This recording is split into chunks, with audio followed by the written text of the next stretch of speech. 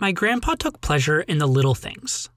Mustard, Springer Spaniels, reading on the beach, Pfeffernuss cookies. One of his favorite things was listening to music. Weekends in my dad's childhood often involved my grandpa making soup and listening to the Metropolitan Opera's radio broadcast. A little bit afraid. He's speaking of the old man who's lying on the floor dying. He's not at all pleased by the situation. Now, what does he sing? You'll all recognize it because shortly before, Donna Anna had sung this phrase 6 times. I was having Thanksgiving dinner with my parents in 2004 when my dad got a call that Grandpa was in the hospital. Unbeknownst to us, he had been struggling with pulmonary fibrosis for years, putting on a stoic face so we didn't worry. Now his lungs were collapsing. It was the end. Dad rushed to Santa Barbara to be at his father's bedside. On his way out the door, he grabbed my small boombox and a pile of cassettes. Over the next few days, Dad sat by his father's bedside. Grandpa was hooked up to a ventilator and couldn't speak. Recently, I asked Dad to describe those days. At that point, I really didn't know what to do. If I talked to him, I wasn't sure he could hear me. All I could do is sit there and hold his hand. But the nurse told me that hearing is the last of the senses to go. So I tried talking to him. But even then, the fact that he wasn't responding made the whole thing feel meaningless. And after 15 minutes of a monologue, I just felt like this wasn't doing anything. I remembered that I had the boombox and the cassettes in the car. So I ran down, got them, put the boombox next to Dad's bed, and put on the Goldberg Variations. Immediately, I knew that I was doing the right thing. I just listened to the music and hoped that he was listening to the music and that we were sharing it together.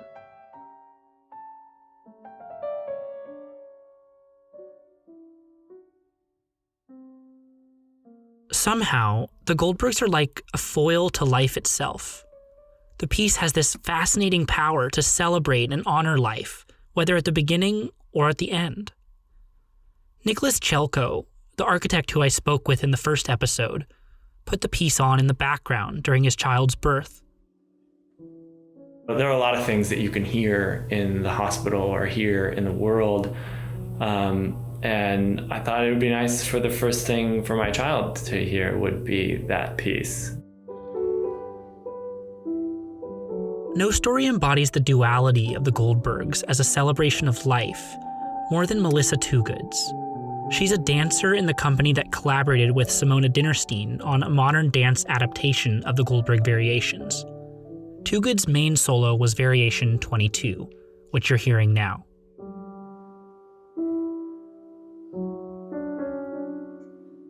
When we got to working on Variation 22, we talked to Simona about it. And really, it's not a solo, it's a duet with Simona.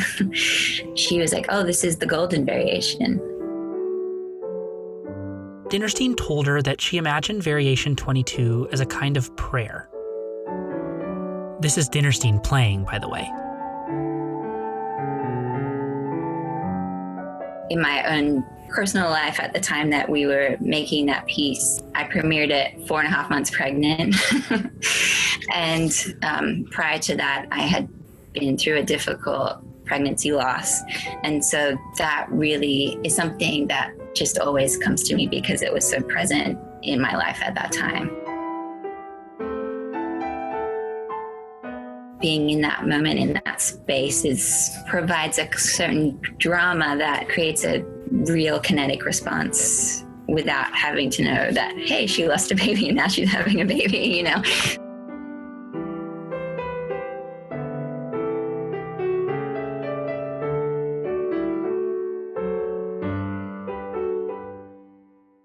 Music has always been my place of refuge. That's Dr. Eric Motley, an executive vice president at the Aspen Institute in D.C. I first learned about Dr. Motley the day after Justice Ruth Bader Ginsburg died. He wrote an opinion piece in the New York Times about meeting Justice Ginsburg and her husband, Marty, at a dinner party in Georgetown. I met this remarkable couple at a dinner party, and our relationship began through a common interest when I mentioned the Goldberg Variations. They were very different. He was a conservative, black, 30-year-old official in the Bush administration, raised by his grandparents in rural Alabama. She was, well, Justice Ginsburg. But they shared a passion. They struck up a conversation which evolved into a friendship. Ginsburg would send Motley CDs and articles, and when he started to write a memoir about the community in which he grew up, she insisted on reading the draft. When he introduced her to his fiancée, she offered to preside over their ceremony. And when COVID hit, she suggested having a quiet ceremony in her apartment so that the couple could move forward and celebrate later. Justice Ginsburg died on the day that the ceremony was supposed to take place. Motley and his fiancée had known that Ginsburg was sick. When they heard the news, like so many others, they walked to the Supreme Court to pay homage to the great justice, then walked back home and did the only thing that made sense. They put on the Goldberg Variations. It was so natural for me to want to come back to the house and just sit and to listen to music.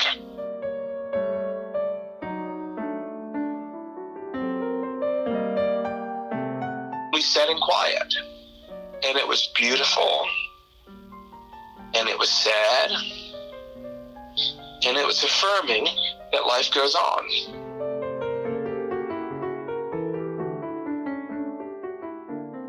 Variation 25, which you've been hearing played by pianist Jeremy Denk, is the dark center of the Goldberg Variations.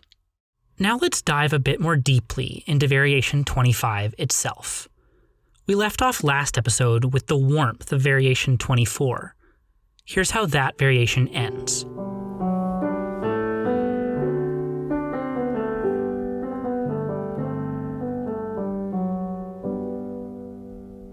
And here's how Variation 25 begins.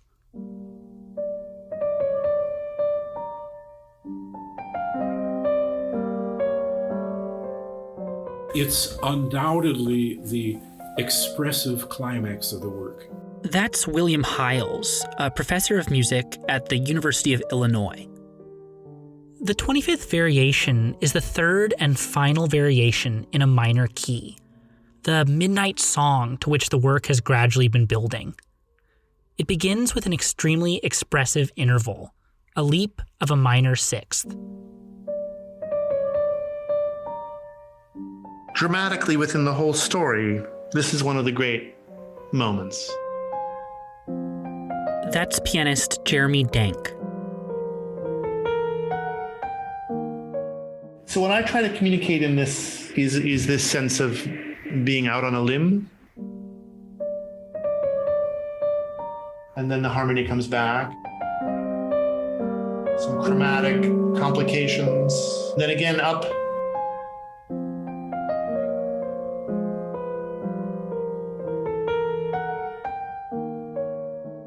With these unsupported leaps in the beginning of this variation, Bach creates a profound sense of loneliness.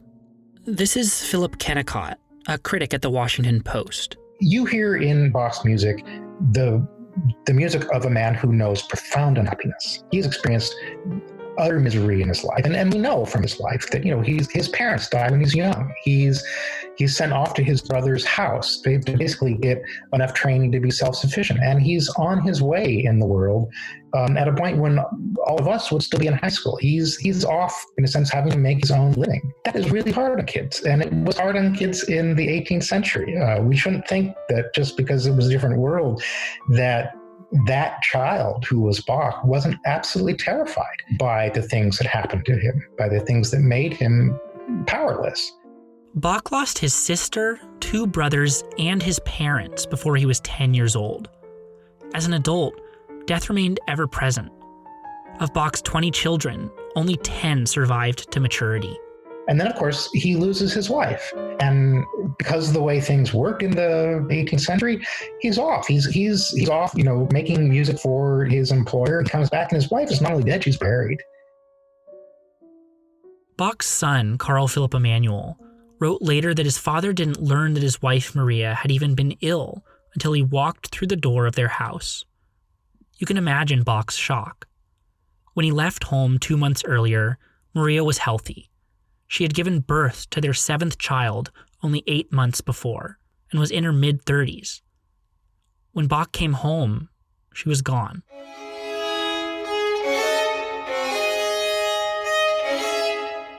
This is violinist Shunsuke Sato playing the chaconne from Bach's famous Partita in D minor.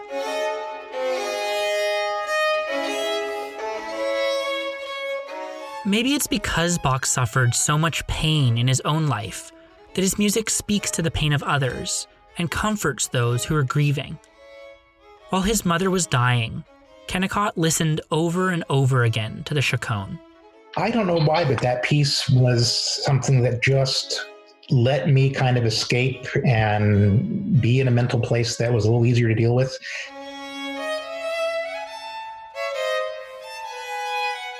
After his mother died, Kennicott wanted to continue to process and also explore why Bach's music could make him feel the way it did.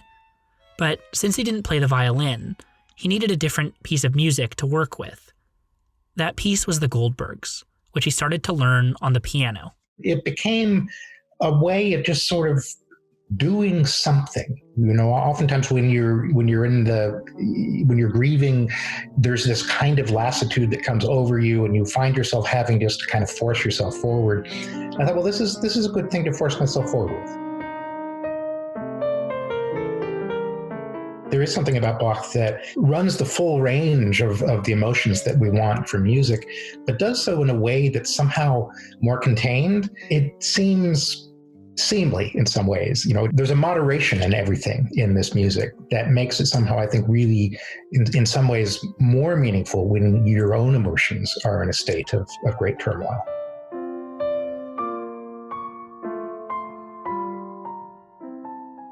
Is there a time when that variation would have spoken most to you in your life? This is a question I posed to Jeremy Denk just a couple of months ago. It might be now. I don't know. After spending a year not playing any concerts and wondering what I'm doing, and sometimes I like now I feel it more like just a weariness, and going through the same pattern, trying to find an exit.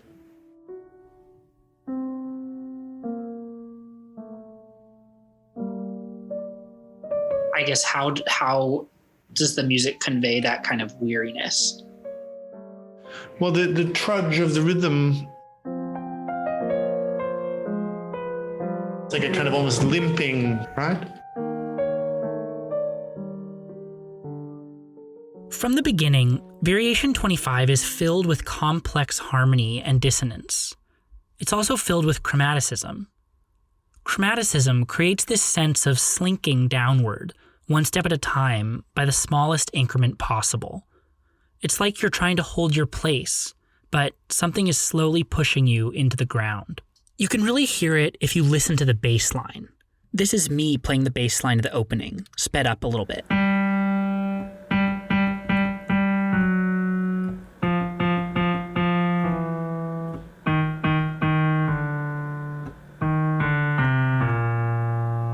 It's also in the upper voice. Listen to how it slowly creeps down.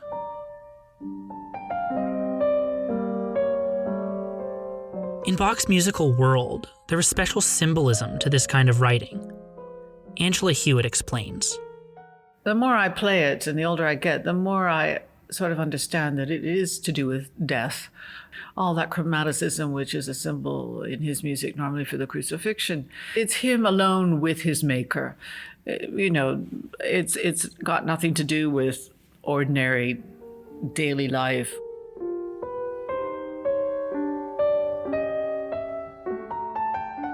We all experience desperation not so much because of something specific that's happening, but just because the human condition is subject to that. That's Professor Heiles again. He's been teaching for over 50 years.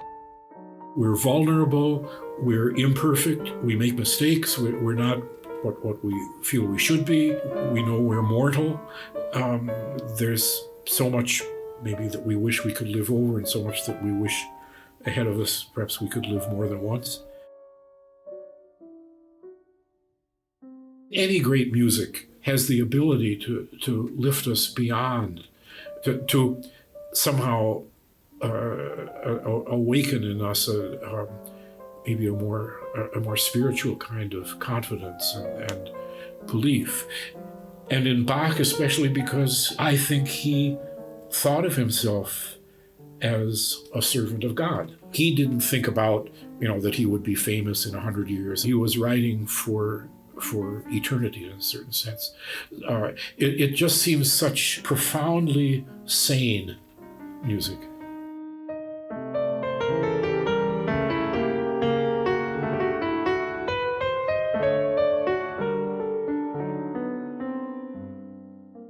In the second half of the variation, Bach intensifies the chromaticism so that both the bass and the melody are creeping around the keyboard and clashing in discordant, painful harmonies.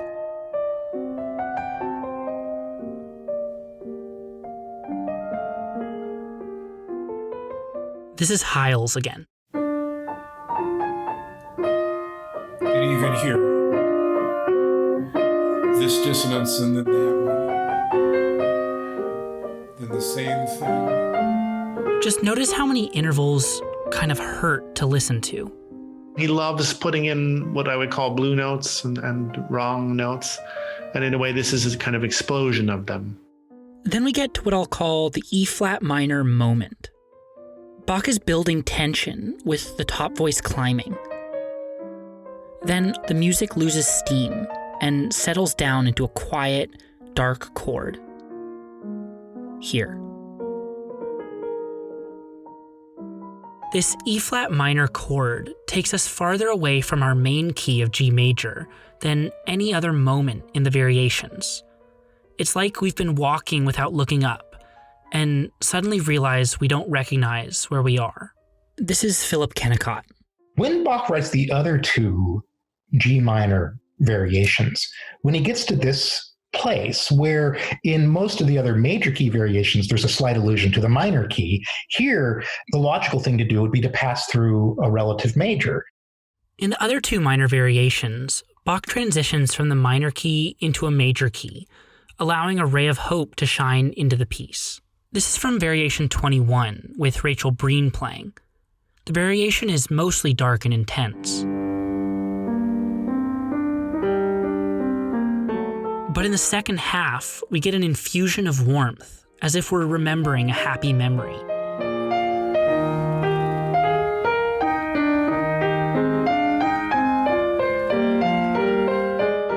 Variation 25 is different.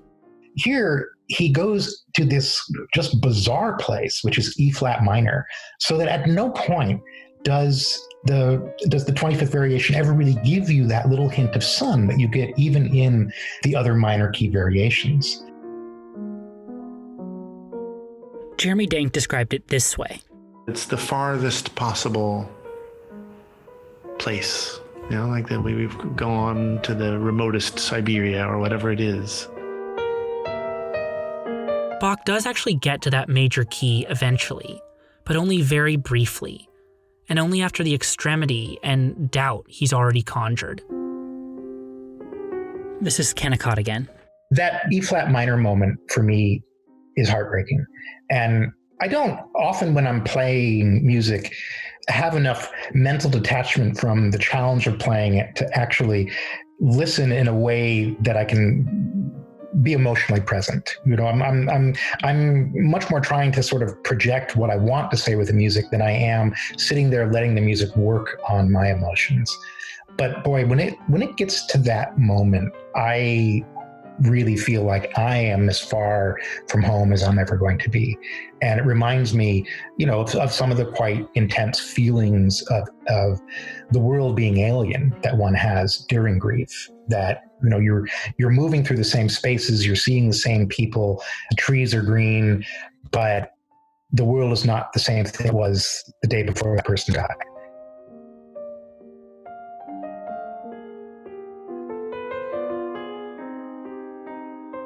The piece ends with a string of notes in the right hand that, in the context of death, is devastating. The right hand is running, repeating a pattern. Every group of notes starts with a jump upward, as though grasping for purchase. But then the line slides downward and ends lower than it began. It's sinking, slowly, to the bottom of the keyboard.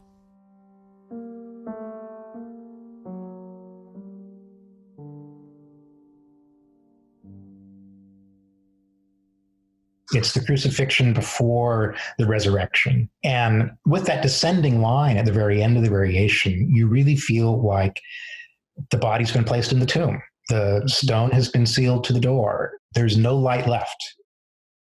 Variation 25 is a downer, but it's what makes the variations feel honest.